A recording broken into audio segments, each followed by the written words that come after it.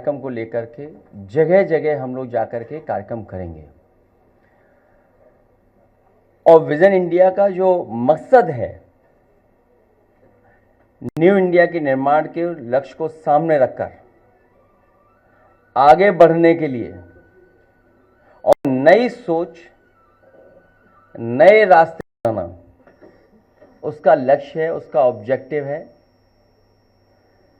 कि नए रास्ते बनाना, नई सोच के साथ आगे बढ़ना। और न्यू इंडिया का हमारा मतलब ये भी है कि साइंटिफिक नजरिया रखने वाला इंडिया। न्यू इंडिया से हमारा मतलब ये भी है कि पॉजिटिव इंडिया, जो ये विश्वास रखता है कि हम कुछ करके दिखा सकते हैं। न्यू इंडिया से हमारा मतलब ये भी है कि प्रोग्रेसिव इंडिया, जो प्रगतिशील है, पुरातन पंथी नहीं, मतलब आगे की और आगे देख रहा है। यह भारत प्रगति पंथी है। जिनसे हमारी लड़ाई है वो पुरातन पंथी हैं। आज का युवा भारत का प्रगति पंथी है। और जो मैंने कहा कि हमारा भारत और हमारी सोच डिवीजन वाली नहीं है। डिवीजन वालों से लड़ने के लिए विजन चाहिए और न्यू विजन इंडिया उस लक्ष्य को पूरा करता है। विजन के साथ डिवीजन का हम लोग मुकाबला कर सकते हैं। डिवीजन की नेगेटिव सोच है, उसका मुकाबला विजन से कर रहे हैं। और विजन एक पॉजिटिव सोच है। और इसलिए भी क्योंकि आज का युवा, जो नई पीढ़ी है,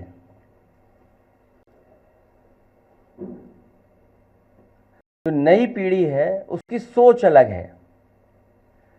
नई पीढ़ी की सोच नई होती है या कहें पुरानी नहीं होती है। नई पीढ़ी आने वाले कल की ओर खुले नजरिया से देखती है। हर अगली पीढ़ी पिछली पीढ़ी से ज्यादा प्रगतिशील होती है। नई पीढ़ी की सोच का दायरा बहुत बड़ा होता है। नई पीढ़ी दुनिया भर को न केवल अनुभव कराना चाहती है बल्कि गले भी लगाना चाहती है। नई पीढ़ी का व्यवहार दोस्ताना होता है। नई पीढ़ी सबको साथ लेकर के चलना चाहती है। नई पीढ़ी का नेचर इंक्लूसिव है, एकोमोडेटिव है। नई पीढ़ी का नेचर इंक्लूसिव है, एकोमोडेटिंग भी होता है। नई पीढ़ी के अंदर भेदभाव के लिए कोई जगह नहीं होती। नई पीढ़ी हर धर्म, पंथ, विचार, फिलॉसफी के लिए टॉलरेंट, सहनशीलता होती है, सहनशील होते हैं। नई पीढ़ी के विचारों में लोच होती है, वो सबको सुनना समझना चाहती है। नई पीढ़ी के दिल में सबके लिए सम्मान, प्रेम और मोहब्बत भरी होती है। नई पीढ़ी सही मायनों में हर बेबस व्यक्ति और जीव जंतु के प्रति अधिक दयालु और करुणा से भरी होती है। नई पीढ़ी बेहद पॉजिटिव होती है। नई पीढ़ी आधुनिकता को अच्छा मानती है क्योंकि मॉडर्निटी नई दिशा दिखाती है, सोच के लिए बड़े रास्ते बनाती है। नई पीढ़ी इंसानियत, बंधुत्व से भरी होती है। नई पीढ़ी अमन, चैन और तरक्की पसंद होती है। नई पीढ़ी खुद भी खुश रहना चाहती है और सबको खुश देखना चाहती है। नई पीढ़ी खुशहाली को अहमियत देती है, इसलिए दुख देने वालों का विरोध करती है। नई पीढ़ी किसी भी तरह के कट्टर विचारों के खिलाफ होती है। नई पीढ़ी सांप्रदायिकता को समाज और अपने वैश्विक विचारों के विस्तार के लिए खतरा मानती है। इसलिए न्यू इंडिया न्यू विजन लेकर के विजन इंडिया और न्यू इंडिया के आधार पर हम लोग काम करने जा रहे हैं। और जैसा कि समाजवादी सरकार में हम लोगों ने न केवल प्रदेश बल्कि देश को भी एक विजन दिया। एक्सप्रेसवे जब देश में बनना भी नहीं शुरू हुए थे, उस समय समाजवादी सरकार ने आगरा लखनऊ एक्सप्रेसवे और पूर्वांचल को जोड़ने के लिए और जिला मुख्यालयों को 4 लेन से जोड़ने के लिए एक रोड मैप दिया था। और आज हमें खुशी इस बात की कि आगरा लखनऊ एक्सप्रेसवे जो विज़न दिया था, उस विज़न के साथ साथ बहुत सारे हाईवे अब लगातार देश में बन रहे हैं। कई ऐसे काम जो हमारे मैनिफेस्टो में भी नहीं थे, उन कामों को भी समाजवादी पार्टी ने सरकार में, क्योंकि विज़न था कि प्रोग्रेसिव हों, पॉजिटिव हों, आगे बढ़ाएं चीज़ों को, इसलिए चाहे शहरों को मेट्रो से जोड़ने का काम किया हो, जिसमें लखनऊ है, कानपुर है, आगरा है, आपका नोएडा से ग्रेटर नोएडा है, नोएडा से दिल्ली को जोड़ने की बात हो, या स्पोर्ट्स के क्षेत्र में जो काम किए थे कि नए नए स्टेडियम्स बने और वर्ल्ड क्लास स्टेडियम्स बने, वर्ल्ड क्लास स्पोर्ट्स सिटीज़ बने, जिससे हमारे युवा आकर के परफॉर्म कर सकें या दुनिया के मुकाबले वो खड़े होकर के उन टैलेंट को भी हम आगे बढ़ाने का काम करें। एजुकेशन के क्षेत्र में भी समाजवादी सरकार में हम लोगों ने एक विज़न के तहत, जिस समय बहुत सारे लोग सोच नहीं सकते, आउट ऑफ बॉक्स सोच करके हम लोगों ने एक विज़न दिया कि बच्चों के हाथ में लैपटॉप होना चाहिए। और लैपटॉप वो उदाहरण बना जिसमें न जाने कितने बच्चों को आगे पढ़ने का, आगे नौकरी रोजगार पाने का, दुनिया से जुड़ने का, और हमारे साथ जो नई टेक्नोलॉजी आई उसने युवाओं को एक नई सोच देने का काम दिया। तो आने वाले समय में स्टार्टअप्स में काम करना है, आर्टिफिशियल इंटेलिजेंस में काम होना है, हेल्थ सेक्टर में मुझे याद है कि नए नए इंफ्रास्ट्रक्चर क्रिएट करना, मेडिकल कॉलेजेस बनाना, उनके साथ साथ जो ऑब्सलीट मशीन्स थी, जो ऑब्सलीट टेक्नोलॉजी की मशीन्स हो गई थी हमारे मेडिकल कॉलेज में या अस्पतालों में, उनको हटाना। और जिस तरह प्रदेश में बड़े पैमाने पे कैंसर जैसी बीमारी हो रही थी, उसके लिए एक रिसर्च इंस्टीट्यूट बनाना और कैंसर इंस्टीट्यूट को बनाना, वो एक उदाहरण है। ऑरेंज इकोनॉमी पे काम करना है, ग्रीन एंड रिन्यूएबल एनर्जी पे काम करना है। उस समय सोलर पॉलिसी ला करके बड़े पैमाने पर उत्तर प्रदेश में सोलर एनर्जी में इन्वेस्टमेंट लाने का काम किया था। जो लोहिया आवास और गरीबों को आवास उपलब्ध हो रहे थे, उनमें LED बल्ब देने का काम शुरू हुआ था। और मुझे याद है कि उत्तर प्रदेश में 50 लाख के लगभग LED बल्ब बांटे गए थे, जिसकी शुरुआत मैंने खुद सोनभद्र में जाकर के की। नए पावर प्लांट्स को बनाना, जिसमें 3x660 super critical thermal plant, जो कम स्पेस में उतने ही कोल में ज़्यादा एनर्जी बनाते हैं, ज़्यादा बिजली पैदा करते हैं। चाहे वो कानपुर हो, आपका निवेली लिग्नाइट हो, एटा का आपको जवाहरपुर योजना हो, आपकी सोनभद्र में हो, मिर्ज़ापुर में हो, हरदोईगंज में हो, ऐसे तमाम प्लांट हम लोगों ने, बड़े प्लांट, वहीं सोलर प्लांट। और मुझे याद है कि हमारे राष्ट्रपति रहे कलाम साहब, उन्होंने एक एग्जाम्पल दिया था कि किसी गांव को मिनी ग्रिड से आप पूरा का पूरा गांव सोलर से कनेक्ट कर दें, उनको बिजली न देना पड़े। वो पॉलिसी बना करके हम लोगों ने फकीरे पुरवा, जहां खुद पूर्व राष्ट्रपति आए थे और उसका उद्घाटन किया था, वो एक नई दिशा में कि विलेज में, गांव में फ्री बिजली 24 घंटे कैसे दी जा सके, उसके लिए योजनाएं शुरू की थी। इकोनॉमी हमारी जो एग्रीकल्चर इकोनॉमी, एग्रेरियन इकोनॉमी है, उसमें कैसे हम और पुश करें, उसके लिए मंडियां बनाना, हाईवे के किनारे 100-100 एकड़ की मंडियां बनाना, मंडियों को कैसे टेक्नोलॉजी से जोड़ा जाए, जिससे कि उनके जो पासेस बनते हैं या जो उनको असुविधा होती है उसको कैसे दूर किया जा सके। साथ ही साथ कई मंडियों को कंप्यूटराइजेशन में शामिल करना, दुनिया में जो बड़ी बड़ी बनी हैं मंडियां, उनको उदाहरण के रूप में उनको पढ़ना, समझना और अपने यहाँ लागू करना, ये काम भी समाजवादी सरकार में हुआ। बड़े बड़े डेयरी प्लांट लगे, अमूल को भी उत्तर प्रदेश में बड़े प्लांट लाने का काम किया। साथ में हमारे पराग कैसे और इम्प्रूव करें, और उत्तर प्रदेश का पहला काऊ मिल्क प्लांट जो केवल काऊ मिल्क के प्रोडक्ट्स बनाता था वो दिया। एक एग्रीकल्चर सेंटर दिया जो कन्नौज में बना, जहां पर हम फार्मर्स को सीधा सीधा नई टेक्नोलॉजी से जोड़ सकें, उनको समय पर बीज देने का काम, नई क्रॉप्स, नई सब्जियों के बीज देने का काम, ये समाजवादी सरकार में हुआ। यूथ अफेयर्स में बहुत काम किया, चाइल्ड डेवलपमेंट में काम करना है, उसमें न्यूट्रिशन मिशन लॉन्च हुआ, और कई वर्ल्ड की संस्थाएं उनके साथ टेक्नोलॉजी पार्टनर या उनके एक्सपीरियंस को साथ लेकर के हम लोगों ने उत्तर प्रदेश में काम किया। स्पोर्ट्स में बहुत काम हुआ, जिसमें जो स्पोर्ट्स पर्सन्स थे उनको यश भारती या स्पोर्ट्स अपना जो इंफ्रास्ट्रक्चर है उसको कैसे बेहतर किया जाए, या दुनिया के जो ट्रेनर हैं, कोचेज़ हैं, उनको कैसे लाया जाए, जिसमें कि फुटबॉल के कोचेज़ को टू ट्रेन कोचेज़, उनके लिए क्रोशिया से टाइप किया। क्रोशिया से कई महीनों यहाँ पर हमारे कोचेज़ रहे, उन्होंने यहाँ के कोचेज़ को ट्रेन किया, जिससे कि हमारे अच्छे फुटबॉलर बन सकें। पॉवर्टी से कैसे लड़ा जा सके, गरीबी से कैसे दूर किया जा सके, उस पर लगातार हम लोग समाजवादी पेंशन, या जिस समय सबसे ज़्यादा तकलीफ और परेशानी में बुंदेलखंड था, उस समय समाजवादी पैकेट में बहुत सी चीज़ों को उन तक पहुँचाना। अनएम्प्लॉयमेंट, एम्प्लॉयमेंट कैसे, जब तक हम इंक्लूसिव और बड़ा डेवलपमेंट नहीं करेंगे तब तक अनएम्प्लॉयमेंट की समस्या का समाधान नहीं कर सकते हैं। जहाँ सरकारी डिपार्टमेंट में लगातार नौकरियां दी गई और एक समय लगता था, भर्ती में बहुत समय लगता था, उस समय मेरिट के आधार पर एक एग्जाम्पलरी भर्ती कर करके रिकॉर्ड टाइम में हम लोगों ने शुरू किया।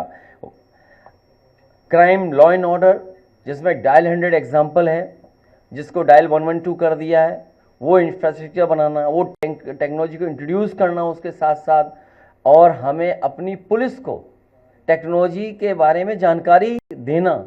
प्लस पहला उत्तर प्रदेश था जिसने उस समय सभी पुलिस के वरिष्ठ अधिकारियों को ट्विटर हैंडल दे करके, और उन्हें कहा कि अगर कोई आपको टैग करेगा तो आपको उस पर कार्रवाई करनी है। और डायल 100 एक एग्जाम्पलरी काम हुआ, जो कि हम लोगों ने एक बहुत जिम्मेदार और बहुत जानकार जो टेक्नोलॉजी को समझते थे, उन IPSs को मैंने खुद न्यूयॉर्क भेजा, ह्यूस्टन भेजा, सिंगापुर भेजा, और वहाँ से वो तीनों जगह के रिस्पॉन्स सिस्टम देख करके आए। फिर यहाँ पर हर लेवल पे अधिकारी से बात की, SO level, CO level, deputy SSP level, DIG, IG और ऊपर तक, कि उनके सामने क्या क्या प्रॉब्लम्स आती हैं, उन सबको रेक्टिफाई कर करके एक सॉल्यूशन दिया रिस्पॉन्स सिस्टम डायल 100, जो एक देश को एग्जाम्पलरी बना और एक हेडक्वार्टर के अंदर सबको बैठाना और जनता को राहत देने का काम किया। Government policies and then implementation, grievance system अच्छा क्रिएट किया हम लोगों ने। लेबर एंड सर्विस सेक्टर बहुत महत्वपूर्ण फैसले लिए, कई स्कूल का निर्णय उसी समय लिया, जो लेबर सेस उन तक पहुंचाने का काम। कई योजना में बहुत कम मदद दी थी, उन खाना देना 20 रुपए में, न्यूट्रिशन देना लेबर को, एक शुरुआत की गई थी। Industry, e commerce and local traders, क्योंकि इधर टेक्नोलॉजी का बहुत इंट्रोडक्शन हो गया है, तो ई कॉमर्स उस पर उस समय भी फेसबुक या और किस तरीके से उन लोगों को मदद किया जा सके, वो काम करने का काम होता है। बैंकिंग सिस्टम को कैसे इंप्रूव करें, बैंकिंग सिस्टम एक्सेसिबल हो। ऊपर से तो कह दिया कि ये अकाउंट खोलेंगे, ये अकाउंट का नाम होगा ये, लेकिन मुझे खुशी इस बात की कि जिस समय उस समय के जो फाइनेंस मिनिस्टर थे, उनके सामने जो प्रपोजल रखा और कहा कि हम 3000 बैंक की ब्रांचेस में खोलना चाहते हैं, तो जब 3000 का प्रपोजल रखा तो वो शॉक में चले गए कि 3000 ब्रांचेस कैसे खुलेंगी। उन्होंने कहा कि इसकी 10% पहले खोल के दिखाओ। तो मुझे खुशी इस बात की कि रिकॉर्ड टाइम में 300 ब्रांचेस एक साथ खोलने का काम पूरे देश में अगर किसी ने किया था तो उस समय समाजवादी सरकार, और उस समय जितनी भी ब्रांचेस बैंक की खुली थी उनके बैंक के हेड प्लस फाइनेंस मिनिस्टर ने आकर के हम लोगों ने ताज में उसका उद्घाटन किया था, और उसका परिणाम ये हुआ कि 3,000 लगभग 3,000 ब्रांचेस उत्तर प्रदेश में खोली गई थी। विलेज इकोनॉमी कैसे इंप्रूव करें, माइग्रेशन ना हो, उस दिशा में हम लोग काम करेंगे। इन तमाम चीज़ों को लेकर के विजन इंडिया का कार्यक्रम हम लोग शुरू करने जा रहे हैं कि न्यू इंडिया कैसे हो। हमारी पॉलिटिक्स डिवीज़न की नहीं है, विज़न की पॉलिटिक्स है। उनकी डिवीज़न की पॉलिटिक्स है, उसका जवाब पॉजिटिव प्रोग्रेसिव विज़न की पॉलिटिक्स होगी।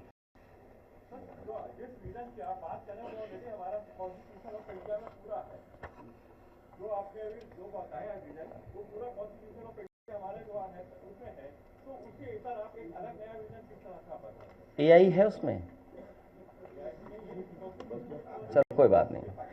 मैं मुझे खुशी है कि कोई नए पत्रकार आए हैं, और मुझे चैनल नहीं पता है किस चैनल के हैं, लेकिन खुशी है कि इस बात की कि उन्होंने संविधान की बात कही।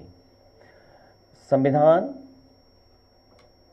सेकुलरिज्म, सोशलिज्म, इन विषय पे हमें लगातार काम करना पड़ेगा, और जब हमारा संविधान बचेगा तो लोकतंत्र बचेगा।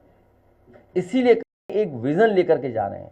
नई पीढ़ी के लोग हैं, वो इंक्लूसिव हैं, वो ग्रोथ पसंद करते हैं, पॉजिटिविटी है उनके अंदर, वो सबको साथ लेकर के चलना चाहते हैं।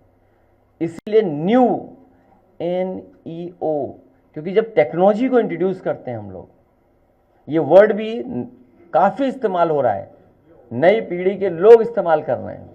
Yes, new and new.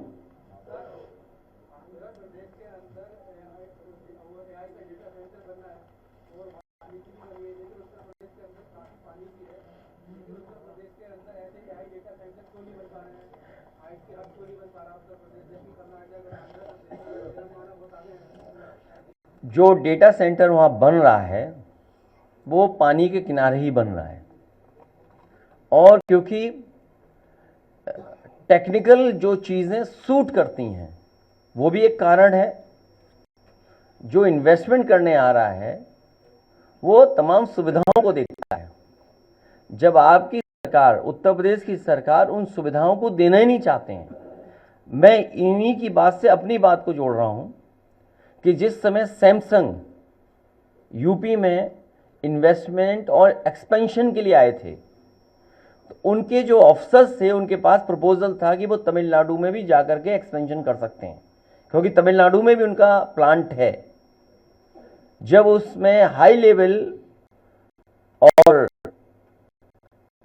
हमारे लेवल पे जब बैठक हुई और अधिकारियों के बीच जब बैठक हुई, तो ये बात उनसे पूछा गया कि क्या मिल रही है आपको, और आप यूपी से क्या सुविधाएं चाहते हो। तो जो जो सुविधा यूपी से वो चाहते थे, उस समय की सरकार ने, कैबिनेट ने फैसला लिया, और उसका परिणाम ये हुआ कि वो एक्सपेंशन हुआ और सैमसंग का बड़े पैमाने में इन्वेस्टमेंट आया। इसीलिए आज जब डेटा सेंटर की बात हो रही हो, फॉरेन जो टेक्नोलॉजी में इन्वेस्टमेंट करना चाहते हैं, वो दूसरे स्टेट में जा रहे हैं। आखिरकार हमारे डबल इंजन क्या कर रहे हैं? हमारे डबल इंजन हमें आपको इमोशन में लेके जा रहे हैं, इमोशन से सरकार चला रहे हैं। वो डेवलपमेंट की सरकार नहीं चलाना चाहते हैं। इसीलिए चाहे वो बड़े डेटा सेंटर हो या बड़ी मल्टीनेशनल कंपनियों का हो, FDI का इन्वेस्टमेंट हो, उन प्रदेशों में ज़्यादा जा रहा है, हमारे प्रदेश में नहीं आ रहा है।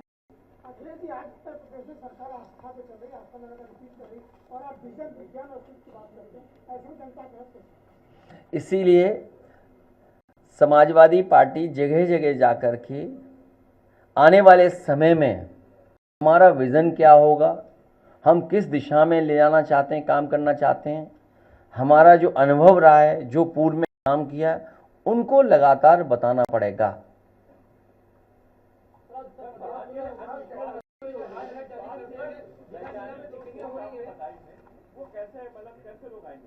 क्या चीज?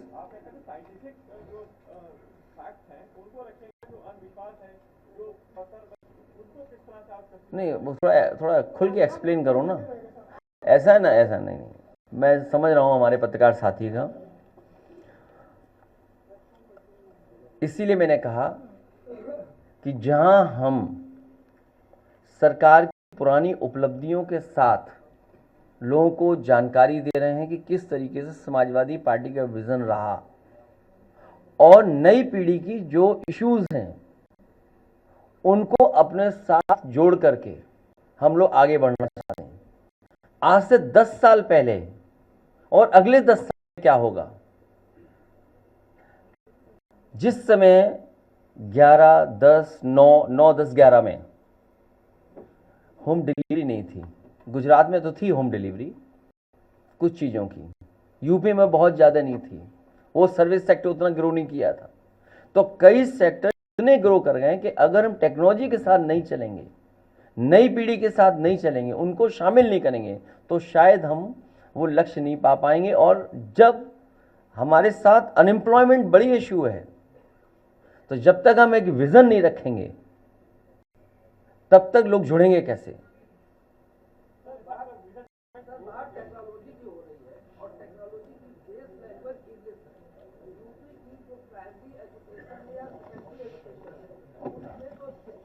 आज के ज़माने में भाषा बाधा नहीं, भाषा रुकावट नहीं है।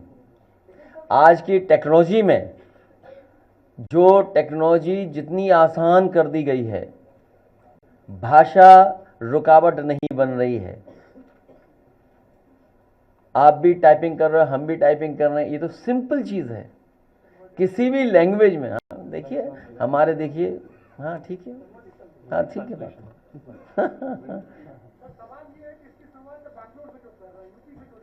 बेंगलोर से इसलिए कर रहे हैं क्योंकि वो हब है और पहला प्रोग्राम हमारा स्टार्टअप का है। मुझे याद है कि देश में जब स्टार्टअप की पॉलिसी बन रही थी, सबसे पहले स्टार्टअप पॉलिसी बनी थी, और जिस विभाग और जिस बोर्ड का गठन हुआ था, वो मिनिस्टर यहाँ बैठे हमारे साथ उस समय के नहीं स्किल डेवलपमेंट में थे। स्टार्टअप पॉलिसी जो बनी थी देश में, स्टार्टअप पॉलिसी जो बनी थी उत्तर प्रदेश की, सबसे पहले समाजवादी सरकार बनी थी, प्लस उसका बजट भी हम लोगों ने दे दिया था, क्योंकि समय हम लोगों को नहीं मिला उसके बाद, इसलिए वो पॉलिसी उतनी आगे नहीं बढ़ा पाए। और जो एग्जाम्पल आप देना चाहते हो एचसीएल को लाना, मुझे याद है सबसे पहला इन्वेस्टमेंट लाने के लिए एचसीएल के सबसे वरिष्ठ अधिकारी पहुंचे थे, और जो जो उनको जरूरत थी उन चीजों को पूरा किया। उसका परिणाम यह हुआ कि आज लखनऊ में इतना बड़ा एचसीएल का कैंपस है जिसमें हजारों बच्चे, और मैं कहूंगा इतना बड़ा कैंपस जो बनकर के तैयार हुआ यूपी में दूसरा नहीं हो पाया। और बेंगलोर से क्यों? क्योंकि बेंगलोर से मैंने खुद इंजीनियरिंग की है, इसलिए बेंगलोर से।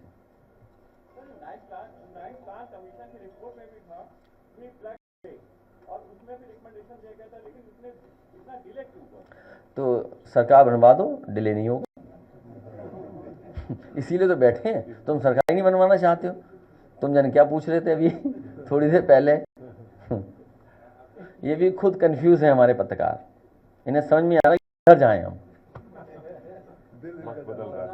नए के साथ जाएं कि हम पुराने के साथ ही रहें।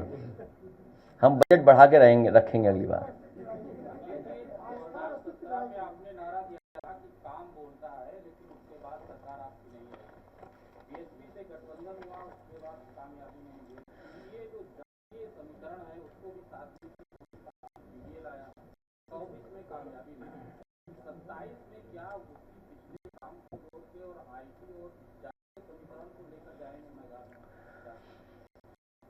प्रोग्रेसिव लोग, क्योंकि पीडीए का पहला ही शब्द है पी, तो हम प्रोग्रेसिव हैं, पॉजिटिव हैं, पीडीए के साथ जाएंगे।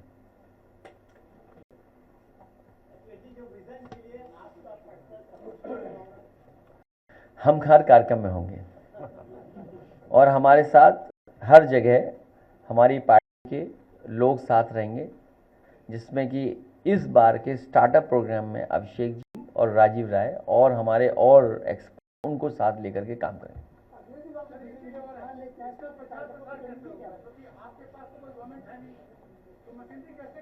आप हैं ना, आप हैं, आप हैं।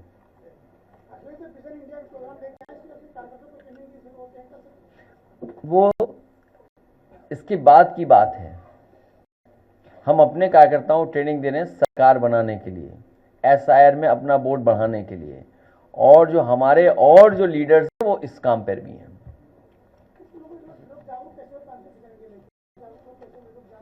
आज आप आ रहे हो, इतना जागरूक करने की यही कोशिश है हमारी। इसीलिए मैंने कहा कि जो हमारे काम थे एक्सप्रेसवे, आज 2 करोड़ से ऊपर उसमें टोल इकट्ठा हो रहा है। आज हर व्यक्ति कह रहा है कि ये समाजवादी सरकार का बनाया हुआ एक्सप्रेसवे है। डायल 100 का नाम जरूर बदल दो, लेकिन आप भी जानते हो किसने बनाया है। हाँ, लगातार उस पर काम करना पड़ेगा, लगातार लोगों को बताते रहना पड़ेगा।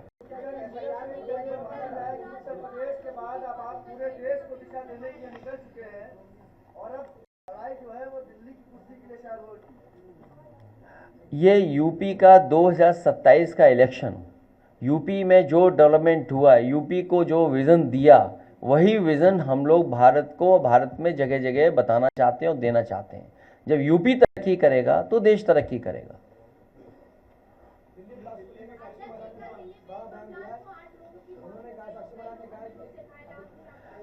क्योंकि देश के प्रधानमंत्री जी ने ये कहा है कि षड्यंत्र और जो भी उसके पीछे हैं उसका पर्दाफाश होगा और उसके खिलाफ कड़ी से कड़ी कार्रवाई होगी। तो जब देश के प्रधानमंत्री जी ने बोल दिया है तो हमें पूरा भरोसा है कि प्रधानमंत्री जी वो खुलासा करेंगे, सरकार खुलासा करेगी कि इसके पीछे कौन था, किसकी वजह से इतनी बड़ी घटना हो गई, वो भी राजधानी में, और उस जगह जो हमारा प्रतीक है, जहां से हम आज़ादी के और हमारे देश के प्रधानमंत्री होकर के देश को संदेश देते हैं। ऐसी आज़ादी के प्रतीक की जगह पर इतनी बड़ी घटना होना निंदनीय है। इतने बड़े पैमाने पे लोगों की जाना, ये बहुत दुखद है। जहां खुलासा हो और षड्यंत्रकारी पकड़े जाएं, इसके पीछे कौन था, और इंटेलिजेंस बार बार क्यों प्रश्न लग जाता है, इंटेलिजेंस हमारा फेलियर क्यों होता है। कोई चीज इतनी बड़ी आ जाए,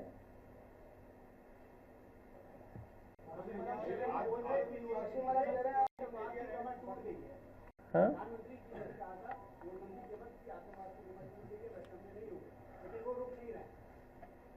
ऑन ए लाइटर नोट, सोना इकट्ठा हो रहा है आजकल, तो सोना कब बंद होगा?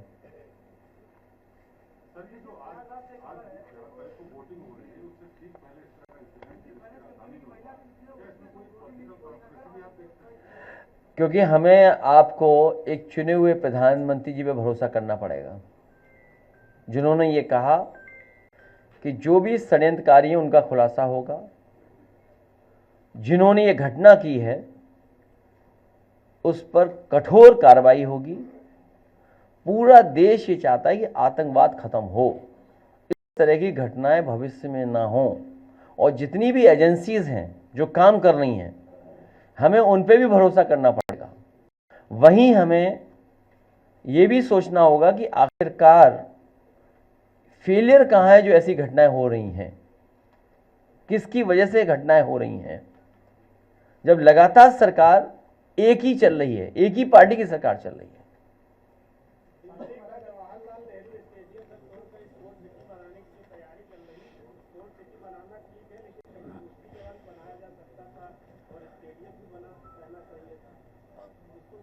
हमारा पक्ष तो ये है कि नाम वही रहे और वर्ल्ड क्लास इंफ्रास्ट्रक्चर बन जाए, नाम वही रहे।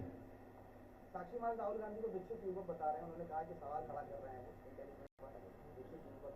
नहीं, इंटेलिजेंस पे आप सब भी सवाल उठा रहे हैं, और जो बात आप नहीं कह रहे हो, जो हमसे कहलवाना चाहते हो, वो भी आप जानते हो अंदर ही अंदर मन में। ऐसी कुछ बातें हैं जो आप भी जानते हो, आप भी नहीं बोल सकते, हम भी सवाल नहीं कर सकते। अभी हमें गवर्नमेंट पर भरोसा करना पड़ेगा, और चुनाव भारतीय जनता पार्टी हार रही है बिहार में। पहले चरण में ही जनता ने फैसला सुना दिया था, आधा वोट पड़ा था, आधा चुनाव हुआ था, लेकिन जनता का फैसला आ गया था। रही बचे आधे, उसमें बहुमत से आगे निकल जाएगा महागठबंधन। ये कोई नई बात नहीं है, इसी तरह भारतीय जनता पार्टी काम करती है। जो बात आप कह रहे हो उसी तरह उनके लिए कोई नियम कानून नहीं है। बहुत से लोग पकड़े गए हैं वहाँ पर, बहुत से लोग छिपे हुए होंगे, सुनने में ट्रेनों से लोग गए हैं। तो आप सोचिए ना कि यूपी में कितने लोग आएंगे ट्रेन से, यूपी में कितने आएंगे? उतने ही लोग आएंगे जितने कुंभ में आए थे बाहर से, हैं? नहीं, वो जो भी ऐसे बहुत से लोग होंगे, मैं नाम किसी का नहीं लेना चाहता हूँ, लेकिन बहुत सारे लोग हैं, खबरें आ रही हैं ट्रेन से लोग गए थे, ट्रेन से पहुंचाया गया। और जब यूपी में प्रधानी का चुनाव होता है तो लोग बुलाते हैं, लोगों को खर्चा दे के बुलाते हैं।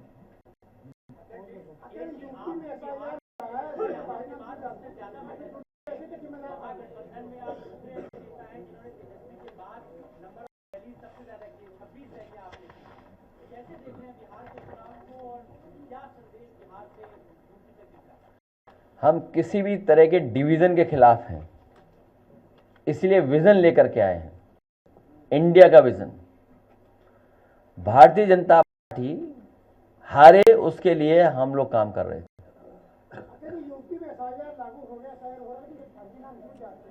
वो बाद में बात कर लेंगे शहर पे।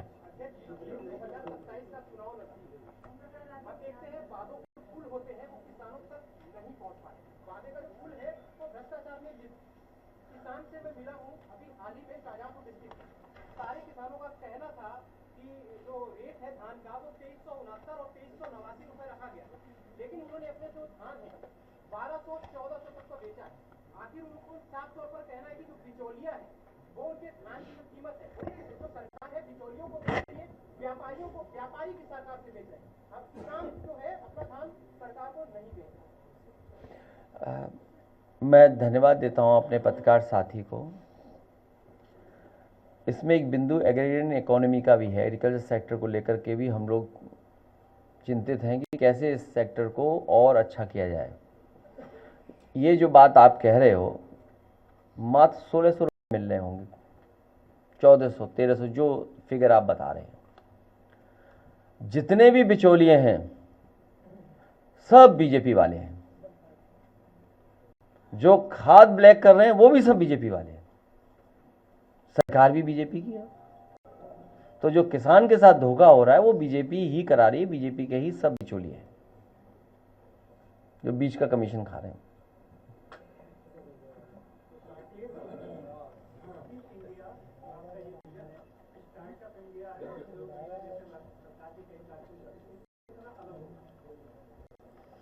इससे बहुत अलग होगा।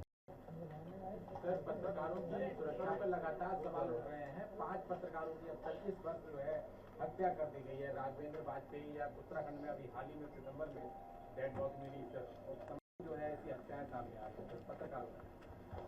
पत्रकार साथियों से निवेदन है कि अपनी साख बनाए रखने के लिए भी आपको काम करना होगा।